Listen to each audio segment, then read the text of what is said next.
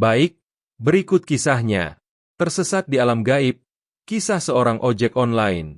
Malam itu, Dimas, seorang driver ojek online, menerima pesanan terakhir sebelum ia berniat pulang.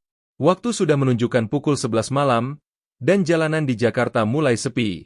Pelanggannya, seorang pria bernama Pak Seno, memesan perjalanan menuju sebuah daerah pinggiran kota yang Dimas belum pernah dengar sebelumnya.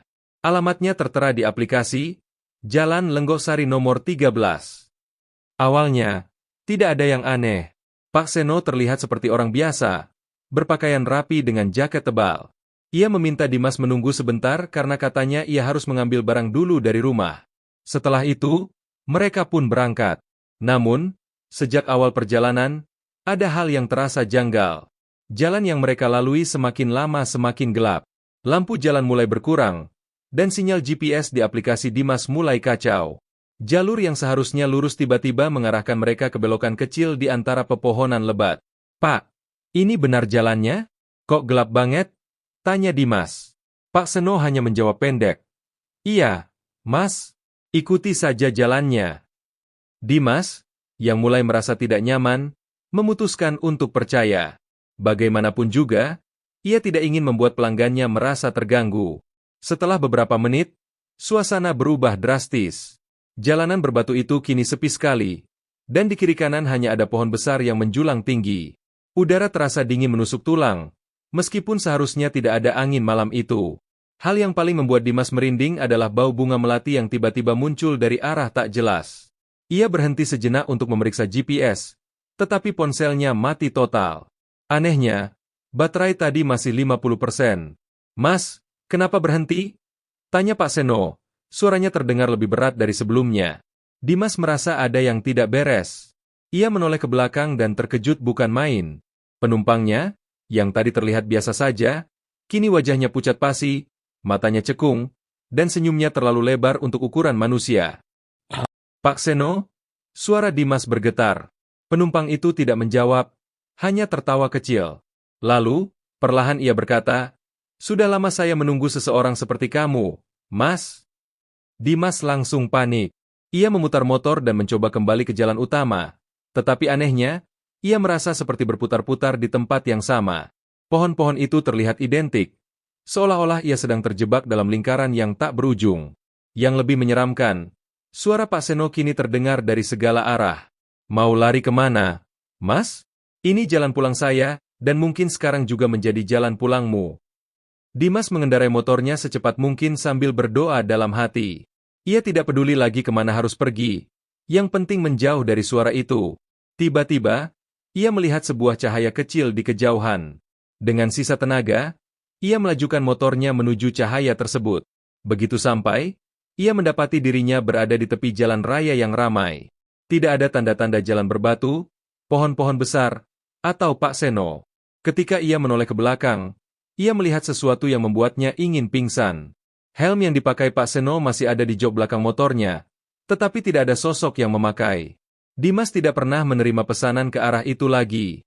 Dan setiap malam ketika ia melewati jalanan sepi, ia selalu merasa ada yang memperhatikannya dari kejauhan, menunggu kesempatan untuk membawanya kembali. Setelah kejadian malam itu, Dimas memutuskan untuk berhenti menjadi ojek online. Trauma yang ia rasakan terlalu berat.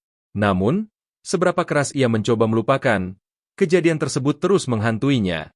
Helm yang tertinggal di jok belakang tidak pernah bisa ia buang. Setiap kali ia mencoba, helm itu selalu kembali ke rumahnya, seolah-olah memiliki kemauan sendiri. Malam-malam berikutnya, Dimas mulai merasakan keanehan di rumahnya. Pada tengah malam, ia sering mendengar suara langkah kaki di ruang tamu, meskipun ia tinggal sendirian. Televisi yang dimatikan tiba-tiba menyala, menampilkan layar penuh semut. Yang paling menyeramkan, ada bau melati yang sering tercium tanpa sebab. Suatu malam, rasa takut itu mencapai puncaknya. Ketika ia sedang mencoba tidur, Dimas mendengar ketukan di pintu kamar. Tok, tok, tok. Awalnya, ia berpikir mungkin itu angin atau tetangga. Tetapi ketukan itu berlanjut, semakin keras. Dengan tubuh gemetar, ia memberanikan diri untuk membuka pintu. Tidak ada siapa-siapa. Namun, helm yang selama ini ia coba buang tergeletak tepat di depan pintu. Kali ini, helm itu terlihat basah, seperti habis digunakan saat hujan. Di dalamnya ada selembar kertas lusuh. Tangan Dimas bergetar saat mengambil kertas itu. Tulisan di sana tampak seperti ditulis dengan darah. Aku belum selesai denganmu. Dimas menjatuhkan kertas itu dan mundur perlahan.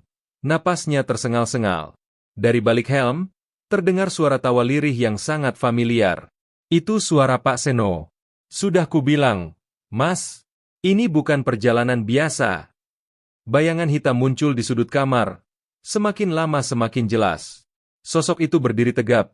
Wajahnya pucat dengan mata cekung yang menatap tajam ke arah Dimas. Kali ini, ia tidak bisa lagi mengelak. Pak Seno, apa mau Anda? Tanya Dimas dengan suara bergetar. Sosok itu tersenyum. Senyum lebar yang tidak manusiawi. Kamu masuk ke wilayahku, dan sekarang kamu harus membayar. Tiba-tiba, ruangan berubah. Dimas tidak lagi berada di kamarnya, melainkan di jalan berbatu yang gelap. Udara dingin dan bau melati kembali menyeruak. Ia melihat motor yang ia kendarai malam itu terparkir di depan, dan di atasnya duduk sosok yang menyerupai dirinya sendiri, memelototi dengan senyum lebar yang sama seperti Pak Seno. Aku. Dimas terpaku. Sosok itu menggeleng. Bukan lagi kamu. Aku yang akan menggantikanmu di dunia nyata. Sebelum Dimas sempat berteriak, tubuhnya terasa tertarik ke dalam kegelapan. Saat ia membuka mata, ia berada di jalan berbatu itu lagi, terjebak di antara pohon-pohon besar yang tak berujung. Kali ini, tidak ada cahaya di kejauhan, tidak ada motor, dan tidak ada harapan untuk keluar. Seminggu kemudian, seorang driver ojek online baru menerima pesanan menuju alamat misterius, Jalan Lenggosari nomor 13. Pelanggannya adalah seorang pria bernama Dimas. Nama, Ardi, kini menjadi bagian dari daftar driver misterius yang hanya aktif pada tengah malam. Namun, di balik helm hitamnya, ia merasakan kejanggalan. Tidak seperti Rio atau Dimas, Ardi sadar penuh. Ia bisa merasakan tubuhnya bergerak, menerima pesanan, dan mengantarkan penumpang. Tetapi ia tidak bisa mengontrol apa yang ia lakukan. Setiap kali ia menerima pesanan, ia merasakan ada bisikan yang memandu. Bisikan itu datang dari helm yang selalu melekat di kepalanya, seolah menyatu dengan pikirannya. Bisikan itu menyuruhnya menjemput penumpang dan membawa mereka ke tempat yang sama, jalan berbatu di tengah hutan gelap. Namun, Ardi tidak menyerah begitu saja. Dalam kesadarannya yang terpenjara, ia mulai mengingat sesuatu. Sebelum helm itu sepenuhnya menguasainya, ia sempat mendengar suara lain di dalam kepalanya. Suara Rio. Ardi, kalau kamu masih sadar, ada cara keluar. Tapi kamu harus berani menghadapi yang ada di dalam lingkaran ini. Rio menjelaskan bahwa lingkaran ini adalah perangkap gaib yang diciptakan oleh entitas jahat dari alam lain. Entitas itu memanfaatkan rasa takut manusia untuk menjebak mereka, menjadikan mereka bagian dari siklus abadi sebagai pemburu jiwa berikutnya.